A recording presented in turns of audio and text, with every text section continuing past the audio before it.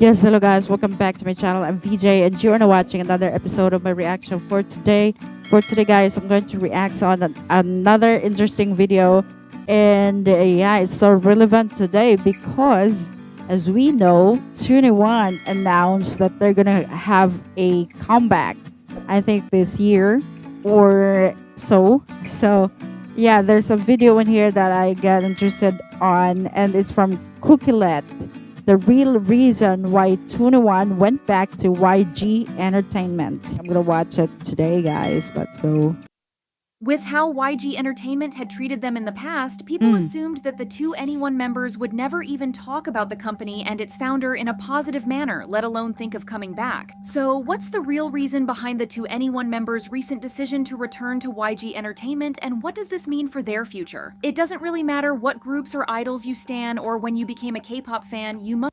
Yeah, as far as I know, 21 actually got disbanded already. But now it shocks everyone because they're gonna have a comeback and it's a complete 21. Must have heard of To Anyone. Being one of the most iconic groups in the history of the industry, To Anyone's success set off a trend of bold and tough girl groups in K-pop's second and third generation. And their impact continues to be felt in the industry even now. Even YG Entertainment's other girl groups, Blackpink and Baby Monster, were heavily modeled after To Anyone. However, with their success and impact, you would think that YG and its founder Yang Hyun-suk would treat them like the icons they are, but the truth couldn't be much different. The girls were constantly told they were ugly to the point that it seriously messed with their self-confidence. They were constantly pushed aside so YG could prioritize Big Bang. They were treated as if they were less successful than they were. They didn't let them release songs or promote how they wanted, and when things hit the fan, they were tossed aside as if they were nothing. This is only the tip of the iceberg because if we were to go into it all,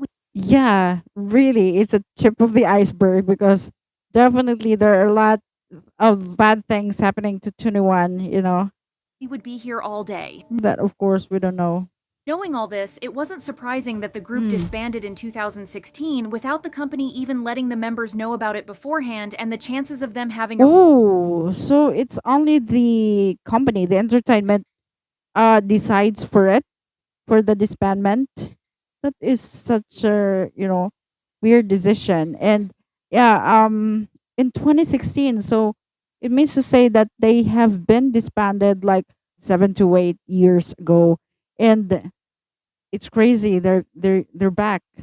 A reunion or even a comeback were slim to none. Sure, they still loved each other and met up as often as they could, but since they were in different companies and doing their own thing, the fans didn't hold a lot of hope. And yes, there was the Coachella performance, but that seemed more like a one-time thing rather than an indication that the group might reunite anytime soon. Little did they know that To Anyone and strangely YG had other things in store for them. In Ooh. May, speculation about a To Anyone reunion began to swirl after a netizen on Instas noticed that the members were dropping hints about a possible comeback. The netizen in question mentioned that CL had met up with director Seo Hyung-sung, who worked with CL for the Baddest Female music video, as well as To Anyone's Do You Love Me, Scream, I Am the Best, Can't Nobody, and Fire, amongst others. Not only that, but the members had posted pictures with glasses, which all had black frames and had included black hearts somewhere in the post. The members had also met up pretty. Oh, this is actually so good about the fans because they really can detect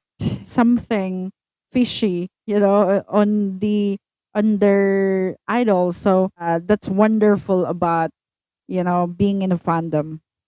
Recently, which was always a good indication. Dara had even said in an interview that they had a gift for the fans soon. The group's anniversary was also on May 17th, so netizens were expecting something to happen. Maybe a reunion performance, maybe a fan meet, or maybe even a comeback. To Anyone's 15th anniversary came, and the four members graced us with an iconic photo shoot. In the pictures, the members were all wearing black outfits, looking gorgeous and posing in front of a blank background. The members also shared messages. They are all already matured in here. Back in the days, their outfits, the not to mention their styling of the hair. It's so crazy.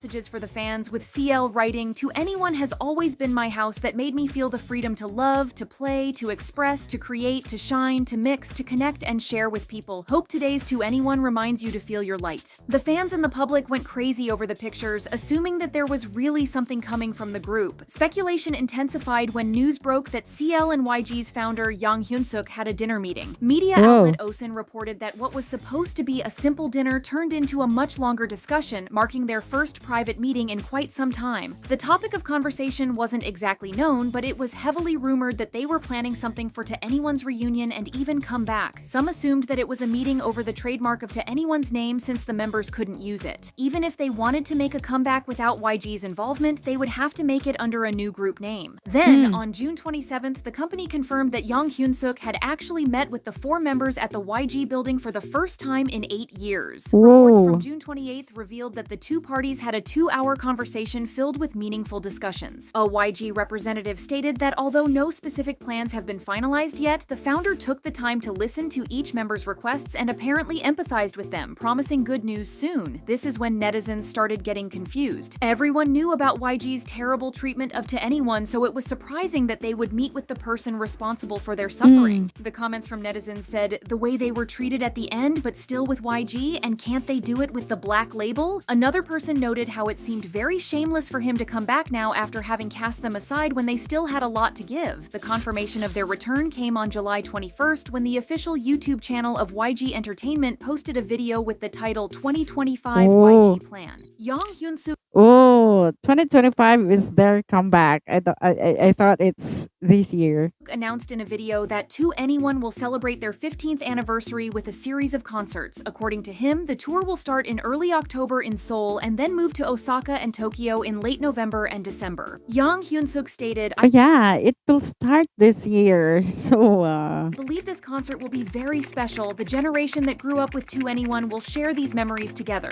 There are also plans for a global tour in 2025. The group's return was okay. My sister actually, who also grew up with 21 because, yeah, my elder sister, she is actually so excited to watch, 21's comeback in the Philippines. So, yeah. was also celebrated on YG's social media accounts as they posted a picture of the group with the caption, "Welcome back to anyone." The members also posted about it, with both Dara and Minzy sharing the picture on their social media. Of course, fans were ecstatic. At the time of making this video, the tweet announcing their return has 18 million views and 300,000. Oh, that is so crazy. I mean, that tells that 21 holds really a big influence, likes. They were also in the K-pop industry, despite being in hiatus state.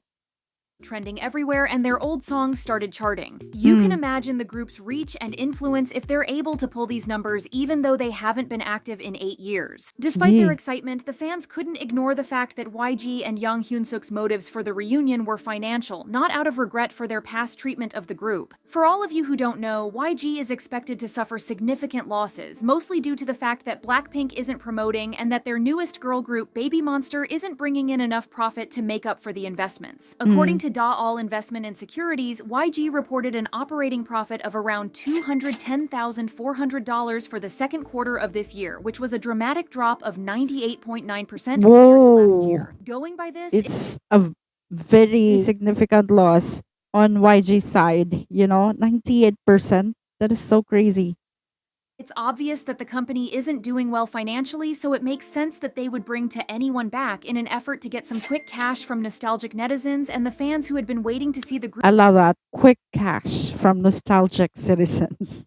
get back together for the past 8 years. A commenter wrote, "YG low-key going bankrupt because they never were that interested in To Anyone." Another netizen shared the same sentiment, commenting, "Now that they don't have money, this was made possible." The strangest thing about this, though, wasn't that the group was reuniting, but that they had apparently gone back to YG as a group. While there was no official announcement of whether the members had joined the company or not, since they're doing a tour and going to have other promotions, at least according to Yang Hyun-suk, it's safe to assume that they're back in the company again. But But this begs the question, why? As we explained earlier, the 2NE1 as a group and the individual members were severely mismanaged by the company and Yang Hyun-suk. So logically, one would assume that they wouldn't go near YG with a 10-foot pole, let alone re-sign with the company, yet here we are. What's the reason for this though? Well, there are different theories. Some suggest that 2NE1 and YG mutually benefited from the members going back to the company. YG would get back one of their most successful girl groups while the members would get back their former glory. These people speculate that the 2NE1 members are clinging to their group identity because they're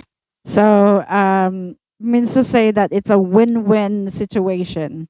solo careers weren't doing all that well. A Reddit user wrote, "It's no secret in K-pop that the vast majority of idols are at their most popular level when they're with their group. The members' solo music didn't get to snag the public's attention either." They suggested that although To Anyone was undeniably successful, the members didn't do as well after their disbandment, so to regain public attention, they reunited with YG and brought To Anyone back. However, this theory can be shot down immediately. Both CL and Bomb are pretty successful as soloists, with their achievements speaking for themselves, but the members overall haven't been very musically active ever since they left To Anyone. As a commenter put it best, the thing is, YG needs To Anyone and not the other way around. It's more like YG needs 21 more than 21 needs YG. Anyway.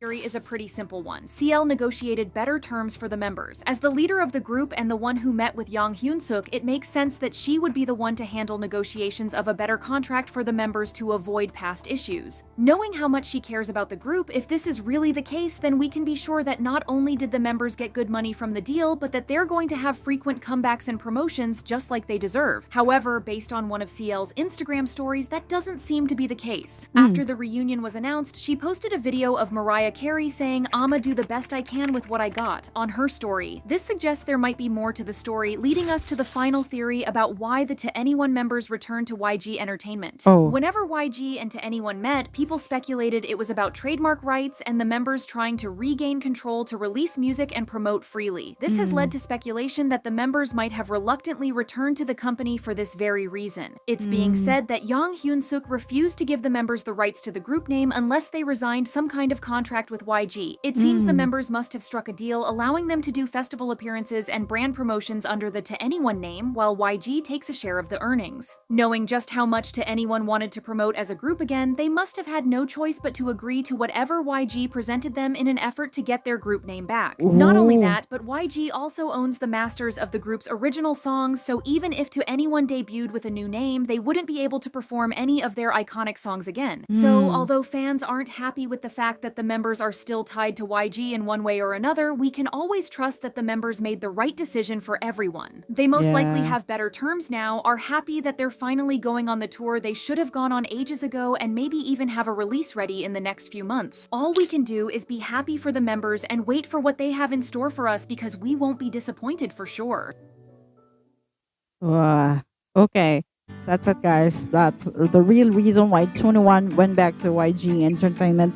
Of course, there are there should be a lot of speculations about why. Like, they are happy of what they decide, and it's for their own good and for the good of their fans.